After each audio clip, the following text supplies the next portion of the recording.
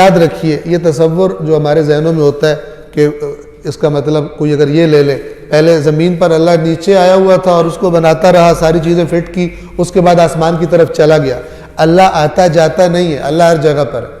خدا کے بارے میں یہ تصور کہ خدا یہاں پر ہے اور وہاں پر نہیں ہے، جیسے میں نے آپ کو عرض کیا تھا کہ ایک یہ تذکرہ بھی ساتھ ساتھ ضروری ہوتا ہے کہ ایک احمق انسان سٹیج پر آ کر کہتا ہے کہ اللہ تعالیٰ نے فرمایا رسول پاک کو معراج پر بلا کر کہ اے رسول تو جانتا ہے کہ میرا چونکہ جسم نہیں ہے، اگرچہ میں علی کل شیء قدیر ہوں، لیکن چونکہ میرا جسم نہیں ہے میں تیرے دروازے پہ نہیں آ سکتا رشتہ مانگنے کے لیے، لہذا تجھے اوپر میں نے بلایا ہے تیری بیٹی کا رشتہ علی کے لیے مانگنے کے لیے۔ اور لوگ اس کو داد دے رہے ہیں، اور ان جاہلوں کو، نہ اس جاہل کو پتہ ہے نہ نیچے داد دینے والوں کو پتہ ہے کہ یہ اللہ کے بارے میں کفر بک رہا ہے۔ یہ بندہ ادھر سے کہہ رہا ہے علی کل شیء قدیر ہوں، اور ادھر سے کہہ رہا ہے کہ میں مجبور ہوں۔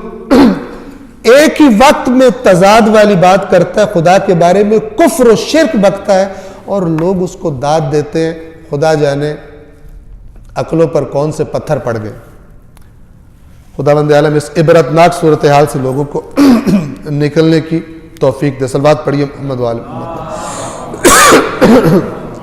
خداوند عالم ہر جگہ ہے، اقرب الیہ من حبل الورید، ہم انسان کی شہ رگ جان سے زیادہ اس کے نزدیک ہے۔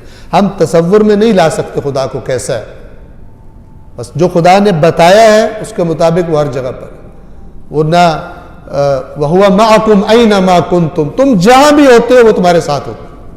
اس سے کوئی چیز چھپی ہوئی نہیں ہے، کوئی چیز اس سے غائب نہیں ہے، وہ ہر چیز کا علم رکھتا ہے، ہر جگہ پہ حاضر ہوتا ہے، ہر کسی کو دیکھ رہا ہے بغیر ایسی آنکھوں کے جو ہمیں دی ہوئی ہیں، اس نے ہر چیز کو سن رہا ہے بغیر ایسے کانوں کے جو اس نے ہمیں دی ہوئی، چونکہ یہ ناقص ہیں، محدود ہیں، اور خداوند عالم کی سماعت اور بصارت وہ ہر چیز پر احاطہ کیے ہوئے۔